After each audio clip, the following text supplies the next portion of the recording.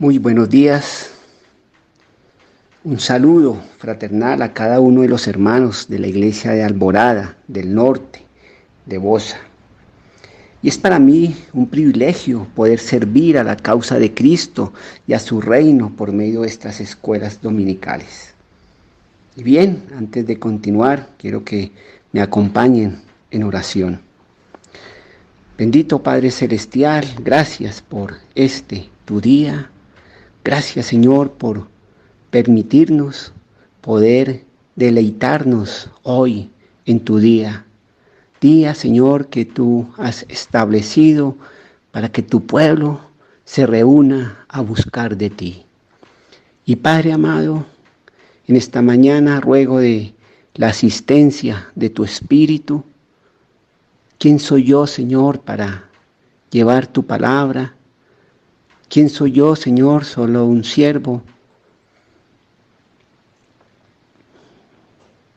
indigno, Señor, pero son esos siervos que tú usas para que lleven tu palabra. Te ruego, Señor, que en esta mañana tu palabra sea sencilla, clara, aplicable, Señor, al corazón de cada uno de mis hermanos. Gracias, Señor, por todo, y te ruego que nos acompañes en Cristo Jesús. Amén. Bien, hermanos, entonces ya venimos por varias semanas reflexionando en el libro del predicador John Stott, La Cruz de Cristo. Texto que nos lleva a que fijemos nuestra mirada hacia la cruz. Porque la cruz es símbolo de la muerte de Cristo. El por qué murió Cristo. ¿Quién fue el responsable de su muerte? ¿Fueron los hombres o fue un plan divino o ambas cosas? ¿Por quién murió Cristo? Cristo murió por nosotros para llevarnos a Dios. Nos lo dice Primera de Pedro, capítulo 3, versículo 18. Y ahora el autor nos lleva a que miremos lo central de la cruz. Tres cosas de suma importancia: el perdón, la satisfacción y la sustitución. Tres doctrinas que debemos tener bien claras para tener una buena comprensión del plan eterno de salvación. Voy a tratar de desarrollar estas dos escuelas dominicales bajo 4 puntos. 1, el perdón y lo que representa. 2, el propósito y la necesidad de la expiación. 3, qué es la satisfacción y cómo se ha visto a través de la historia de la iglesia. Y 4, algunas implicaciones teológicas y prácticas para el creyente. Bien, entonces, número 1, el perdón y lo que representa. Muchos a través de la historia se han preguntado por qué la cruz de Cristo es la única base sobre la cual Dios perdona al pecador. ¿Por qué hemos de depender de la muerte de Cristo para nuestro perdón? ¿Por qué Dios no nos perdona simplemente sin que sea necesario interponer la cruz? Pues bien, hermanos, es necesario que nos hagamos estas preguntas y que a la vez las respondamos. La primera respuesta que podemos dar es que Dios se hizo hombre. ¿Por qué Dios tuvo que tomar nuestra naturaleza? ¿Por qué tuvo que tomar nuestro lugar? ¿Acaso había alguna deuda que Dios tenía que saldar? Sí, evidentemente estaba la deuda del pecado de nuestros primeros padres, del pecado que trajo graves consecuencias para toda la raza humana. La esencia de aquel pecado consistió en el hecho de que Adán se colocó en oposición a Dios, en que rehusó someter su voluntad a la voluntad de Dios. Adán impidió que Dios determinara el curso de su vida, quitó a Dios de su vida y determinó su propio futuro. Adán decidió no darle a Dios lo que le corresponde, la sumisión de nuestra voluntad total a la de Él. Pecar es entonces quitarle a Dios lo que le pertenece. Y si alguien se imagina que Dios simplemente puede perdonarnos del modo en que nosotros perdonamos a los demás, es porque todavía no hemos considerado la seriedad del pecado. El pecado es un acto inexcusable de desobediencia a la voluntad conocida de Dios. Por lo tanto, lo deshonra y lo insulta. No hay nada menos tolerable que la misma criatura creada por Dios le reste al Creador el honor que le corresponde y se niegue a pagarle la ofensa y el desprecio que le ha causado. Por nuestro pecado debemos ser perdonados, pero para ser perdonados debemos pagar lo que debemos. El problema que surge es que no estamos en condiciones de hacerlo, ni nosotros mismos ni por otros. Y aquí surge un grave problema, lo que los teólogos han llamado el dilema de la salvación. ¿Qué se hace entonces? ¿Qué debemos hacer? Pues por un lado debemos pagar nuestra deuda, pero por el otro lado no podemos, no estamos en condiciones de hacerlo. Nuestra obediencia actual y nuestras buenas obras no sirven para satisfacer la deuda de nuestros pecados, y aún así todas estas cosas nos son exigidas. Por lo tanto, no podemos salvarnos a nosotros mismos. Tampoco lo puede hacer otro ser humano, dado que es igual de pecador a nosotros. Un pecador no puede justificar a otro pecador.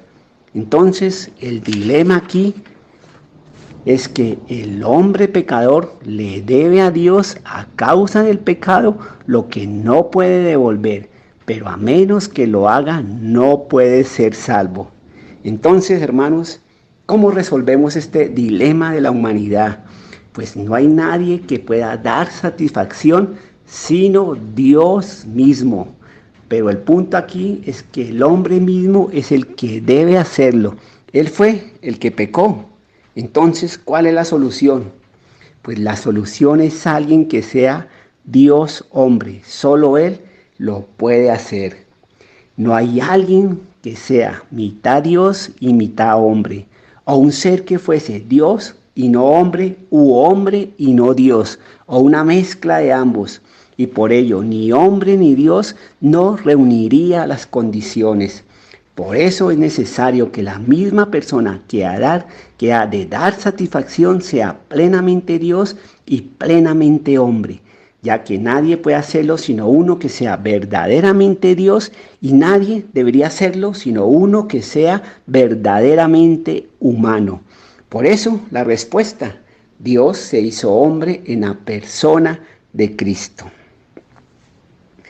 Él era y es una persona única, por cuanto en él Dios, la palabra y el hombre se encuentran.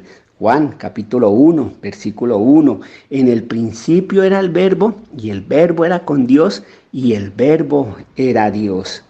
Cristo llevó a cabo una obra única al entregarse a sí mismo a la muerte. No lo hizo en pago de una deuda, porque Él era sin pecado y por eso no tenía ninguna obligación de morir. Lo hizo libremente.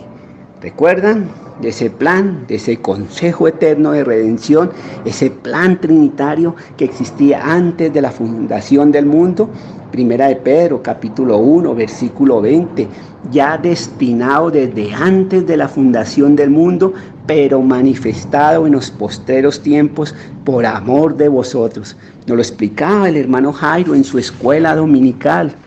Entonces, cuando hablamos del perdón, lo usamos en relación con el pecado.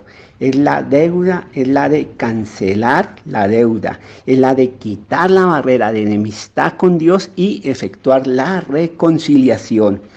Si no estamos reconciliados con Dios, es decir, perdonados, el hombre está irremisiblemente condenado. Juan capítulo 3, versículo 18. El que en él cree no es condenado, pero el que no cree ya ha sido condenado porque no ha creído en el nombre del unigénito Hijo de Dios.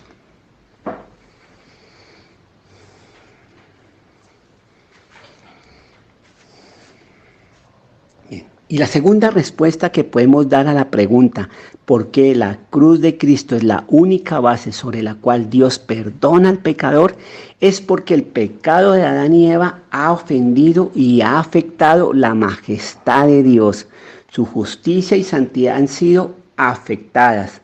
Por eso, como seres humanos caídos, debemos tener una percepción de Dios y del ser humano, o de la santidad de Dios y del pecado nuestro.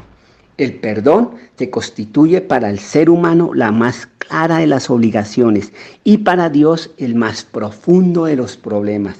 El problema del perdón está constituido por el inevitable choque entre la perfección divina y la rebelión humana, entre Dios como es Él y nosotros como somos nosotros. Lo que obstaculiza el perdón no solo es nuestro pecado o nuestra culpa. Es necesario resolver esta tensión, este choque entre el amor y la ira de Dios. Dios es amor, pero recordemos, hermanos, que su amor es un amor santo, es decir, el amor que busca a los pecadores, pero a la vez se niega a pasar por alto su pecado.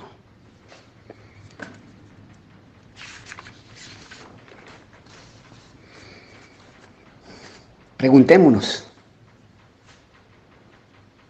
¿cómo podía Dios expresar su santo amor al perdonar a los pecadores sin comprometer su justicia y santidad? ¿Cómo podía expresar su santidad al juzgar a los pecadores sin frustrar su amor?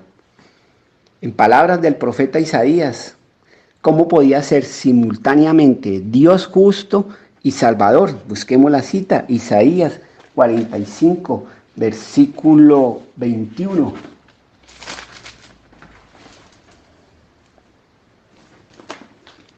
Proclamad y hacerlos acercarse, y entren todos en consulta. ¿Quién hizo oír esto desde el principio y lo tiene dicho desde entonces, sino yo, Jehová? Y no hay más Dios que yo, Dios justo y Salvador, ninguno otro fuera de mí. Por eso, hermanos, en la cruz, en su santo amor, Dios pagó él mismo por medio de Cristo toda la deuda de nuestro pecado. Él soportó en su persona el juicio que merecíamos. Fue en la cruz donde se expresaron y se reconciliaron eternamente tanto la misericordia como la justicia divina, donde el santo amor de Dios fue satisfecho. Siempre en las Escrituras el perdón aparecerá asociado con la doctrina de la expiación. Y en el Nuevo Testamento la muerte de Cristo en la cruz es la garantía divina del perdón. Efesios capítulo 1, versículo 7. En quien tenemos redención por su sangre, el perdón de pecados según las riquezas de su gracia. La afrenta de Adán en el paraíso, ¿contra quién fue? Pues fue contra ese Dios santo y justo. Por eso es que el pecado del hombre afecta tan grandemente su justicia y su santidad. Justicia y santidad que han sido ofendidas, que han sido afrentadas. Por lo tanto, debe hacerse algo para que Dios sea reivindicado. Así que, para poder salvar a los pecadores, es necesario hacer algún tipo de provisión para perdonar al pecador. Y esta provisión debe ser consistente con su justicia y con su santidad.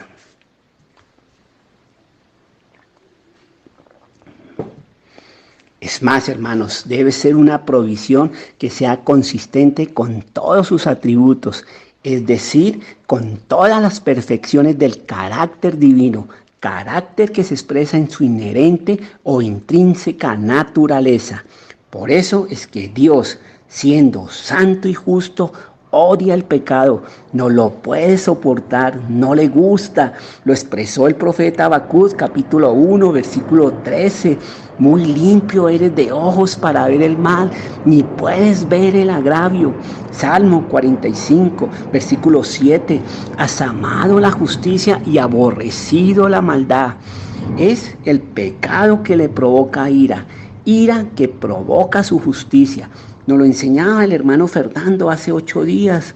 ¿Cuál fue la advertencia de Dios a Adán en el paraíso? Ahí en Génesis capítulo 2, versículos 16 y 17.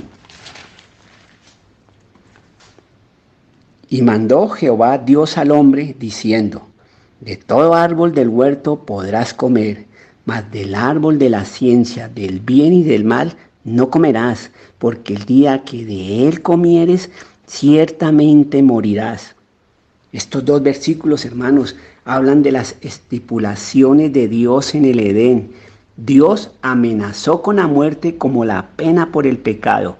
La expulsión de Adán y Eva del Edén demostró que sus amenazas no eran en vano. La muerte vino a ser la suerte de Adán y su descendencia. Romanos 6:23, porque la paga del pecado es la muerte. Y tristemente eso fue lo que sucedió. La muerte humana es una expresión de la ira y del juicio de Dios. Si Adán desobedecía, la justicia de Dios se manifestaría en su propia muerte y no solamente en su muerte física, es decir, en la cesación o en la privación de vida, sino también en una muerte espiritual. Esta fue la primera dimensión de la muerte que experimentó Adán y Eva y su descendencia. Y aquí nos referimos a la muerte espiritual como la ruptura de comunión pactual entre el hombre y Dios. Este quebrantamiento de comunión tiene un componente humano y divino. La separación es de 2 lados.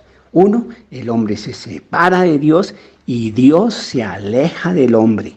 Cuando Dios advirtió a Adán que no comiera del fruto bajo pena de muerte, Dios se puso bajo obligación de actuar de acuerdo a su santa y justa naturaleza. Dios mismo tenía que satisfacer su justicia divina y la pacificación de su ira divina. Ahí hay una verdad terrible en las Escrituras, es que el hombre, aún muriendo eternamente, no puede satisfacer la ira de Dios. Por eso, hermanos, por eso es que Dios ha provisto un sustituto que ha propiciado la ira de Dios. Esa ira debe ser justamente pacificada y todas las penas y condenas de su justa ley deben ser completamente satisfechas. Cristo cumplió esta satisfacción mediante la entrega voluntaria de sí mismo a la muerte. La ley de Dios fue satisfecha mediante la perfecta obediencia de Cristo en su vida y la justicia de Dios mediante el sacrificio perfecto por el pecado.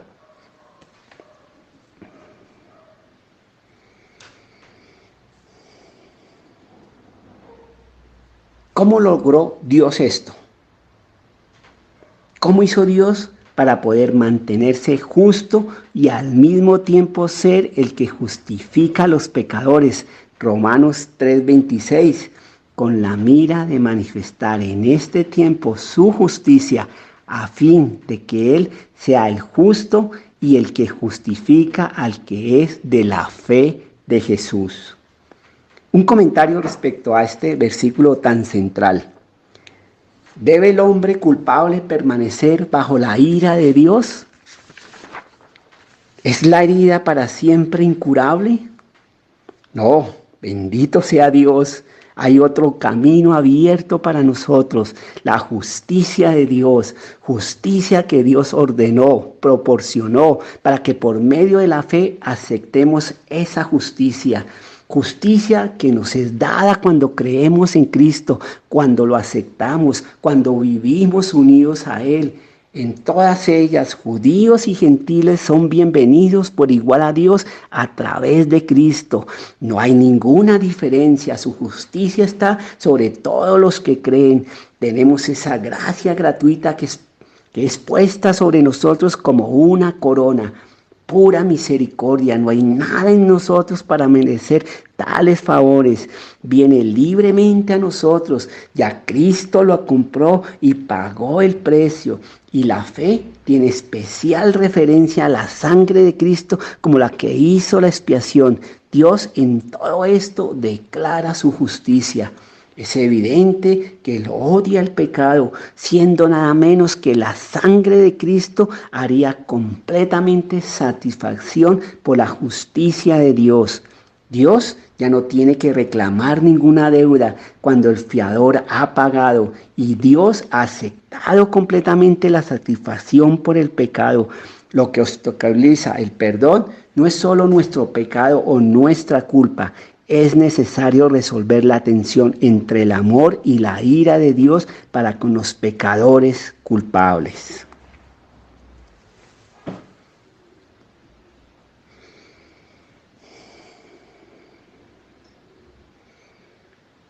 Podemos estar seguros, hermanos, de que Dios, cuando en su misericordia buscó algún modo mediante el cual perdonar, purificar y aceptar al pecador, no lo hizo rebajando sus exigencias ni adoptando una actitud de contemporización con el pecado. Para aceptarnos en su presencia, Dios tenía que encontrar una solución que expresara tanto su amor como su ira. Por eso, hermanos, antes de que el Santo Dios pueda perdonarnos, se hace necesario algún tipo de satisfacción. Entonces, partamos del hecho de que Dios mismo ha propuesto un modo de salvación y que no puede salvarnos contradiciéndose a sí mismo. Por eso, hermanos, la expiación es una necesidad porque surge del seno de Dios mismo. Y aquí nuestro segundo punto, el propósito y la necesidad de la expiación.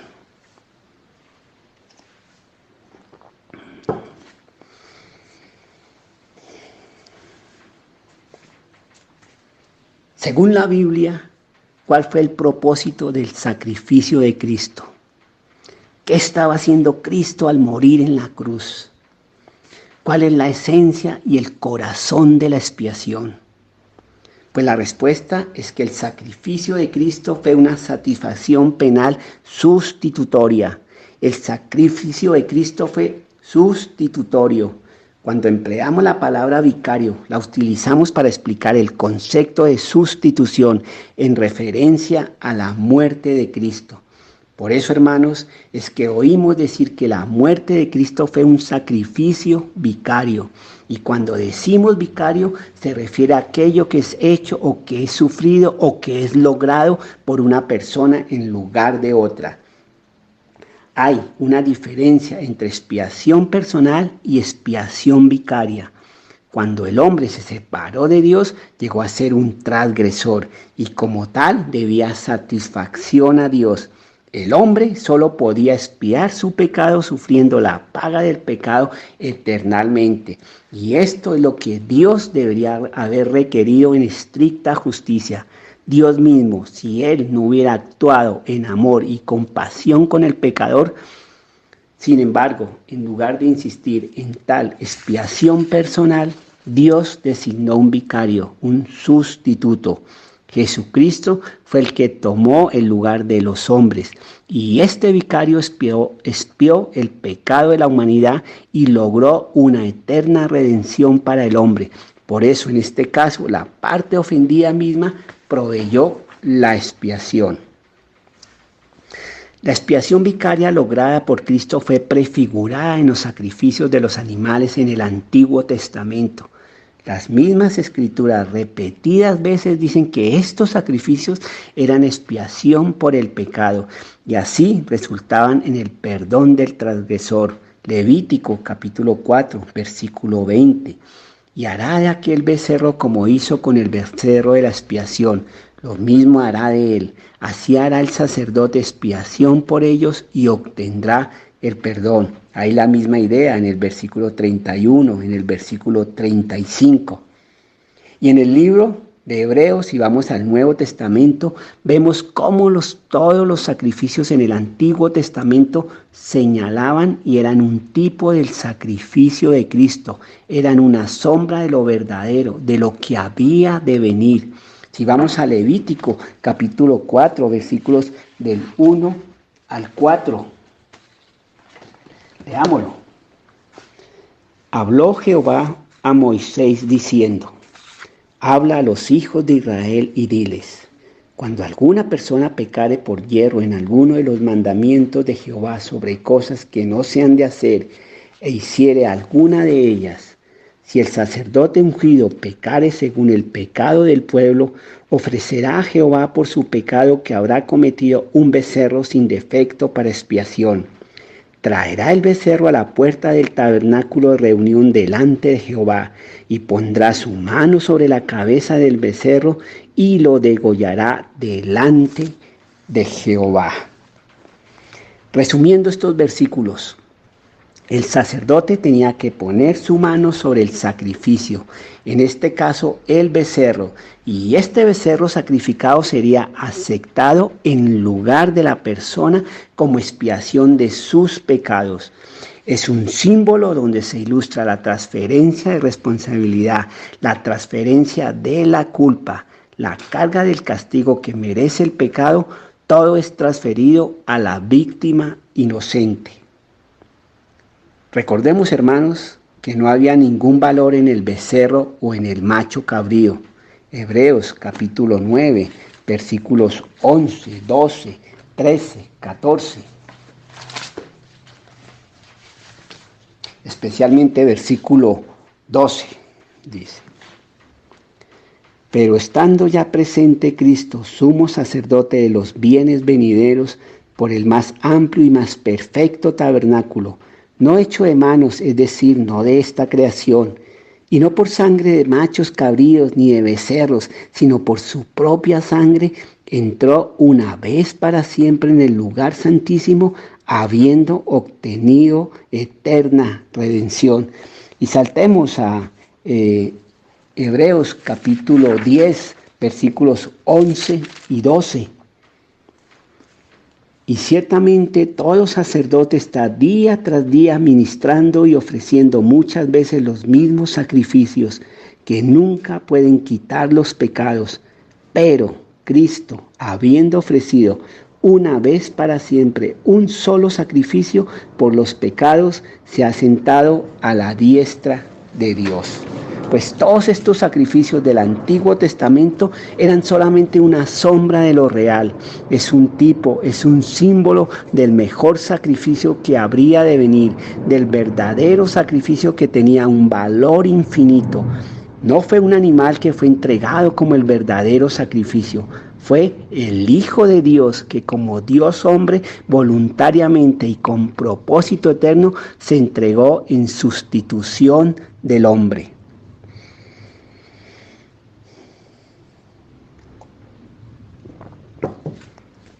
Resumiendo, hermanos, la expiación es un acto por el que se quita el pecado o la contaminación, y esto se hace mediante un sacrificio o pago establecido por Dios mismo. Entonces, la expiación presenta el pecado como algo que contamina al hombre y que interrumpe su relación con Dios.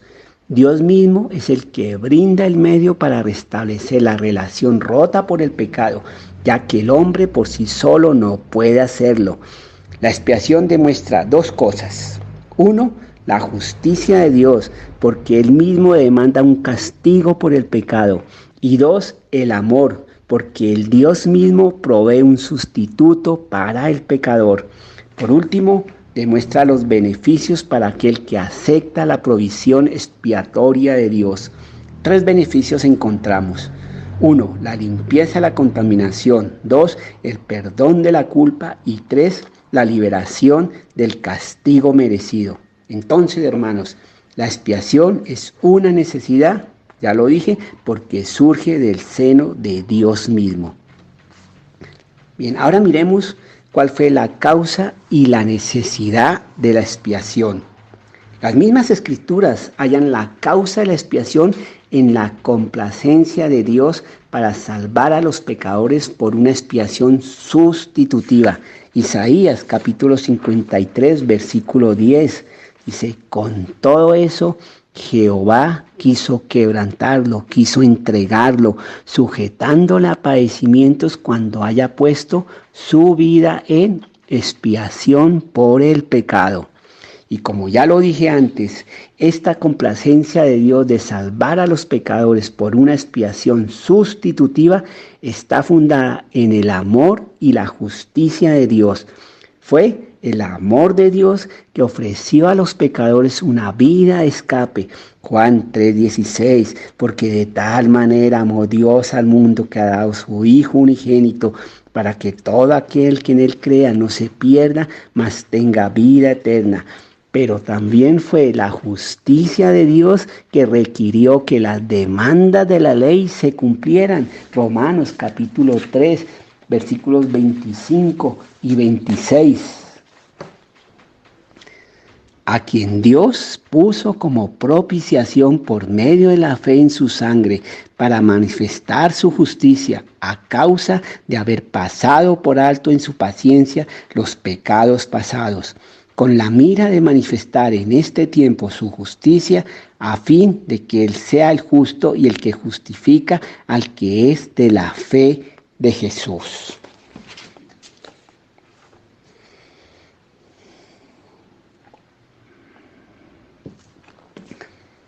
En las últimas décadas, varios teólogos liberales modernos han negado la necesidad de la expiación. No creen que Dios necesitó satisfacción por el pecado antes que Él pudiera perdonar al pecador. Se han preguntado, ¿cómo es posible creer que Dios necesitaba algún tipo de satisfacción antes de estar dispuesto a perdonar? Pues es evidente, hermanos, que la expiación era necesaria en vista de la justicia de Dios. Esta justicia fue violada por la transgresión del hombre y por eso naturalmente reclamaba que se satisfaciera. Ya lo mencionamos, la justicia y la santidad de Dios no pueden tolerar el pecado. Ellas mismas no pueden pasar por alto un abierto desafío a su infinita majestad. Romanos 1:18, porque la ira de Dios se revela desde el cielo contra toda impiedad e injusticia de los hombres que detienen con injusticia la verdad. Dios odia el pecado con un odio divino y todo su ser reacciona en contra de él. Las mismas escrituras enseñan con claridad que Dios, en virtud de su santidad y justicia divinas, no puede simplemente pasar por alto el desafío a su infinita majestad, sino que necesita visitar el pecado con castigo. Hay dos textos para que lo miren en sus casas: Éxodo 34, versículo 7, Salmo 5, versículo 4. Entonces, hermanos, para concluir, es importante que tengamos una adecuada comprensión de la doctrina de la expiación, quién es Dios y quién es el ser humano, una equilibrada comprensión de la gravedad del pecado y de la majestad de Dios. Por ningún motivo podemos reducir ninguno de estos aspectos, porque automáticamente reducimos la esencia y la medida de la cruz. Antes de que el Santo Dios pueda perdonarnos, se hace necesario algún tipo de satisfacción, que este será nuestro tercer punto que desarrollaremos para nuestras próximas escuelas. Amén, hermanos.